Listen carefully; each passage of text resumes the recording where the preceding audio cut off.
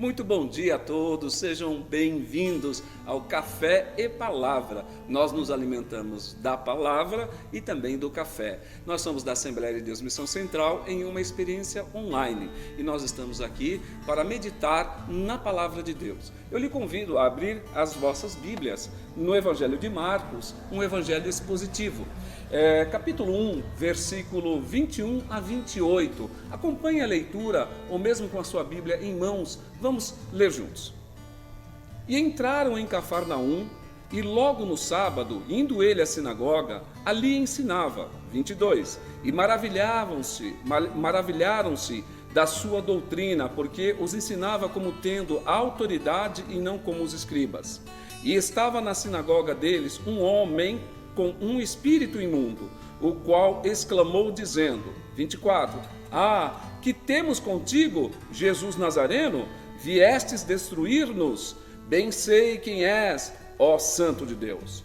25, e repreendeu Jesus, dizendo, cala-te e sai dele. 26, então o espírito imundo, agitando-o e clamando com grande voz, saiu dele.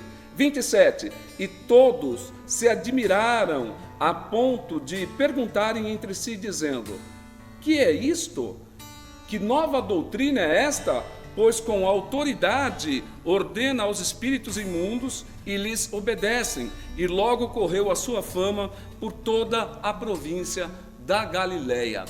Vamos orar para que Deus nos dê uma boa semente, a sua palavra sobre as nossas vidas. Feche os teus olhos, recline a sua cabeça.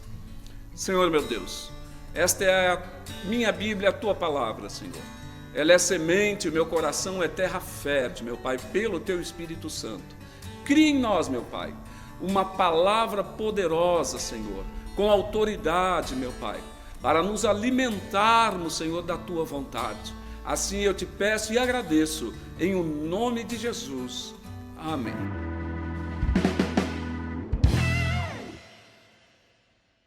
Muito bem, nós estamos aqui no Evangelho de Marcos, capítulo 1, do versículo 21 a 28. Vamos ver o que a Bíblia diz? Olha, a Bíblia fala no versículo 21 que Jesus estava em Cafarnaum. Era um sábado e Jesus vai à sinagoga, a ensinar na sinagoga. É interessante que a sinagoga era um lugar em plena expansão, por aqueles lugares, onde havia 10 pessoas, 10 judeus, se montavam uma sinagoga. A sinagoga era um tipo de escola, de ensino, e aos sábados, sempre um era convidado a ensinar nesta sinagoga. E Jesus estava lá no sábado e ensinava. É interessante que Jesus sempre ensinou. Jesus ficou 3 anos com seus discípulos, apóstolos, ensinando o que deveriam fazer e lembrando daquilo que eles haviam aprendido pelo Espírito Santo. Exatamente isso, Jesus vai ensinar em Cafarnaum. Mas olha que interessante, no 22 diz assim, e maravilharam-se da sua doutrina, porque os ensinava como tendo autoridade e não como os escribas. Não é interessante? Eles já ficaram impressionados da forma que Jesus ensinava. Era muito comum entre os escribas que eles ensinassem citando outros escribas, ou outros teólogos, ou outros da época, ou outros estudiosos. Jesus não citava ninguém. Jesus era a própria fonte e é a fonte. Interessante que os escribas falavam da palavra de Deus. Jesus é a própria palavra. Os escribas falavam do Pai, Jesus é o Filho. Então havia uma autoridade nas palavras de Jesus que até então eles não conheciam, e eles estavam atônitos de tanta sabedoria. Haja vista e digno de nota é o que está em João, capítulo 7, versículo 15, que Jesus não era ensinado nas letras, ele não estudou para aquilo, ele não teve uma formação, mas ele é o Filho de Deus, o Deus da sabedoria, o nosso ajudador, o nosso consolador. Este mesmo Jesus estava na sinagoga em um sábado, lá em Cafarnaum, falando, ensinando, estavam todos admirados. Vamos ver o que acontece depois? 23, e estava na sinagoga deles um homem com um espírito imundo, o qual exclamou dizendo, que temos contigo, Jesus Nazareno? Viestes destruir-nos? Bem sei quem és, o Santo de Deus. Muito bem, aqui a gente vai nos deter um pouquinho nesses 2 versículos. Por quê? Nós precisamos evitar os extremos. É como um barquinho, nós somos, o rio é a nossa vida e nós somos um barquinho, um barco. E para fluir bem nesta viagem, nós temos que estar ao centro desse rio. Quanto mais para a direita nós formos, mais na margem nós podemos encontrar pedras, barrancos e ficarmos encalhados. Assim do lado esquerdo. Portanto, o caminho do meio sempre é o do equilíbrio. E quando nós nos tratamos de possessão, de espíritos malignos, a gente tem duas extremidades. A primeira, que diz que demônio não existe. É claro que existe. A palavra de Deus testifica sobre a ação demoníaca nas pessoas. Esta própria palavra que nós lemos, Jesus está ali diante de um demônio que está, um espírito imundo que está exclamando, que está clamando, né, para Jesus. Então, existe. Claro que existe. A Bíblia é inerrante. Essas possessões, elas existem. Agora, o outro extremo é a gente considerar tudo como possessão demoníaca. Isso não é verdade, porque existem doenças mentais que, infelizmente, são confundidas com possessões demoníacas. Por exemplo, doenças de quadros de psicose, né? Esquizofrenia, não é mesmo? Cisão, divisão. Fren é pensamento, então esquizofrenia é divisão de pensamento. As pessoas que têm um quadro psicótico, elas têm delírios e alucinações. Delírio é distorção do pensamento, aqueles pensamentos invasivos, e ela delira com aquele pensamento. A alucinação já é a distorção dos sentidos do ser humano, como a audição, como a visão. Pessoas que têm alucinação, elas ouvem vozes, veem coisas, e elas garantem que é vozes de outras pessoas, até de entes queridos que já morreram, mas isso nada mais é do que um quadro de doença mental e precisa ser tratado. E neste caso é aconselhável a indicação para um psiquiatra, depois terapia com um psicanalista ou psicólogo. Nós precisamos definir muito bem as coisas antes de nós tomarmos uma atitude. É muito oportuno essa oportunidade nesse texto para dizer essas coisas. Eu mesmo tive um caso muito interessante de uma família que nos procurou porque uma pessoa da filha estava supostamente tendo possessões demoníacas. Quando nós entendemos que nós poderíamos receber essa pessoa, nós recebemos, ela veio e ela então parecia estar com um espírito imundo, né? Possessa, mas conversando com essa pessoa, que supostamente seria um espírito imundo sobre a vida dela, eu percebi o quê? No final da conversa, eu falei assim, viu, você quer entregar sua vida para Jesus? Você quer receber Jesus na tua vida? A pessoa ergueu a mão. Quer dizer, demônio jamais faria isso. Espírito imundo jamais entregaria a vida a Jesus. Nós conversamos com a família, indicamos um psiquiatra, ela foi diagnosticada com surto psicótico breve. Hoje, graças a Deus, medicada com tratamento, já está na igreja, já vai para a igreja, glorificar a Deus, já louva. Quer dizer, temos que ter sabedoria e cautela ao lidarmos com isso. Demônios existem, doenças mentais também existem, e nós temos que olhar para isso e com muita cautela ter discernimento dessas coisas. No caso do texto que está aqui no Evangelho de Marcos, a Bíblia é enfática em dizer que esta pessoa estava com espírito imundo. Olha aí, e o espírito ainda grita com Jesus. A palavra aqui é carregada de emoção, né? A palavra usada em grego é carregada de emoção. Então o espírito diz assim, que temos contigo, Jesus Nazareno. Viestes destruir-nos?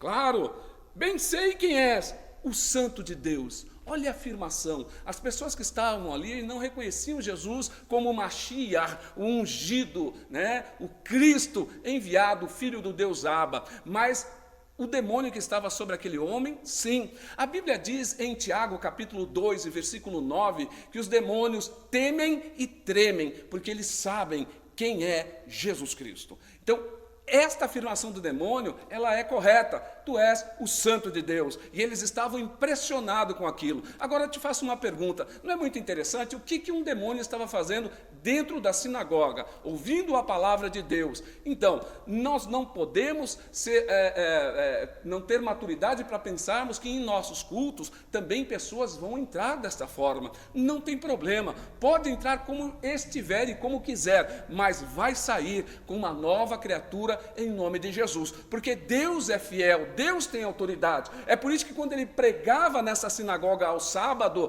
a Bíblia diz que todos ficaram atônitos, maravilhados pela autoridade que ele tinha. Com certeza esse homem tinha esse espírito imundo que o acompanhava, ia lá escutar a palavra de Deus, do jeito que entrava, ele saía. Mas naquele dia havia um pregador diferente. Sim, a palavra estava pregando a própria palavra, Jesus Cristo. E quando Jesus ensinava, esse demônio não suportou aquela situação, porque a presença de Jesus expulsa os demônios, a presença de Jesus expulsa as trevas. Jesus é luz, e onde há luz, a treva tem que ir embora. E quando Jesus estava lá, o demônio não suportou a luz que estava falando, e teve então que falar: vai nos destruir? Eu sei, bem sei que tu és o Santo de Deus. E a resposta de Jesus, olha que coisa interessante, outra coisa que nós vamos aprender com o modelo de Jesus, olha aí, 25, e repreendeu-o Jesus dizendo: cala-te e sai dele. Cala-te e sai dele.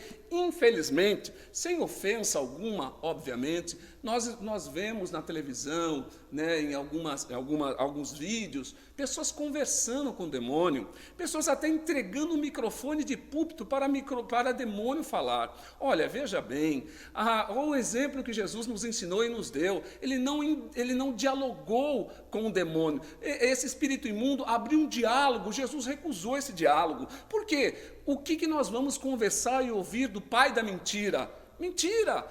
Ele vem com palavra para destruir, ele vem com palavra de desespero, porque ele sabe que em nome de Jesus ele vai ter que sair daquele corpo, ele vai ter que liberar aquele corpo. Então não tem conversa, não se conversa com o demônio, não tem diálogo com o demônio. Demônio, ele sai em o nome de Jesus, em o nome de Jesus. E olha aí, e vamos continuar. 26, então o espírito imundo, agitando-o e clamando com grande voz, saiu dele. Agitando quem? Esse homem. Agitando, né, com grande voz, saiu dele. Em o nome de Jesus. Sabe quem expulsa demônio?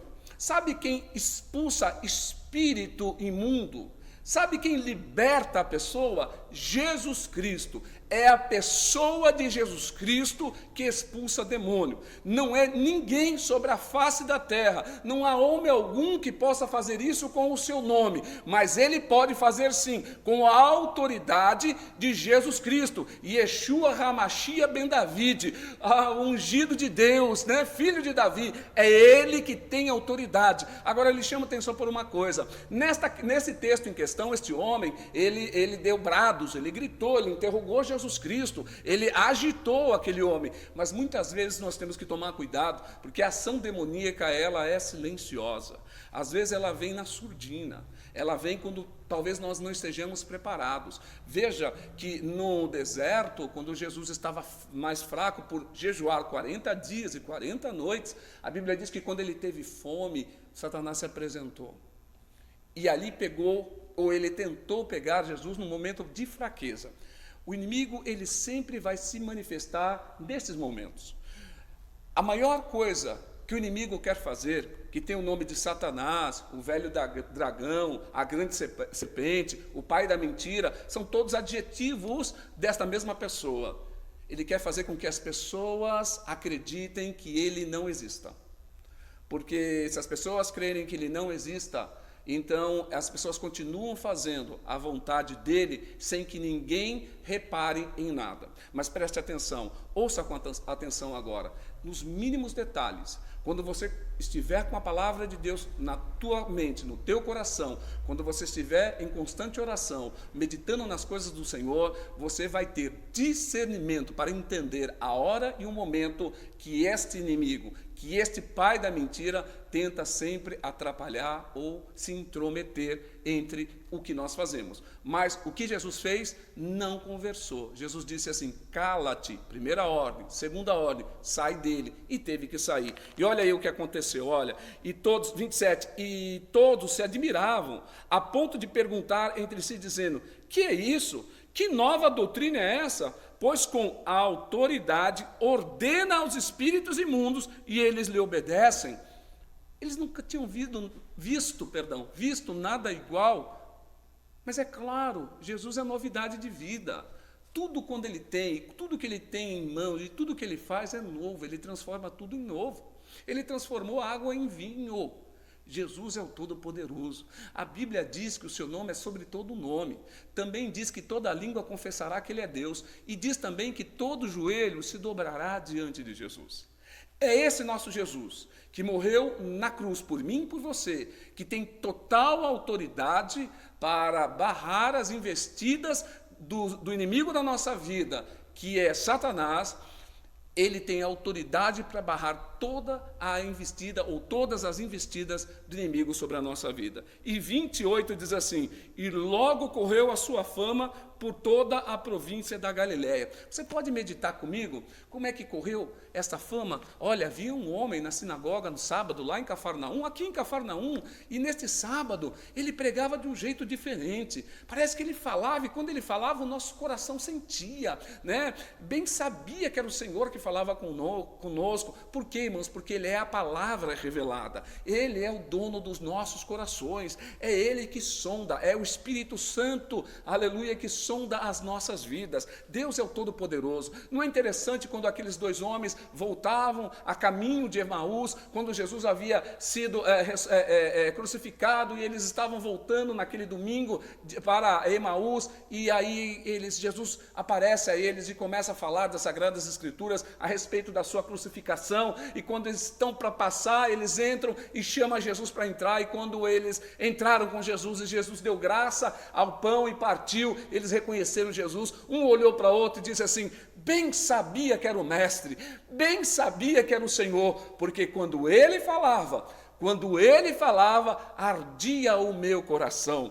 Este sentimento que estava naquela sinagoga em Cafarnaum, Jesus falava e o coração se derretia daquelas pessoas, porque havia a autoridade. Muito bem, você pode falar assim, mas a autoridade naquele dia era porque Jesus estava lá. Obviamente, você está corretamente, mas a Bíblia também diz que se tiver 2 ou 3 reunidos no nome de Jesus, aí ele estará, porque Jesus é onipresente, está em todo lugar ao mesmo tempo. Nesta manhã, você está me ouvindo? Eu vou te dizer que Jesus é sobre a tua vida. Receba Ele em teu coração, receba Ele pela tua vontade, em nome do Senhor e Salvador Jesus Cristo. Olha, que Marcos escreveu este evangelho tendo em mente os romanos, aqueles que eles tinham muito crença em demônios, e estavam certos, e Marcos agora torna relevante que Jesus é o Senhor em autoridade para expulsar todos os demônios. E vou te falar uma coisa, a Bíblia nos ensina que não há conversa entre nós e os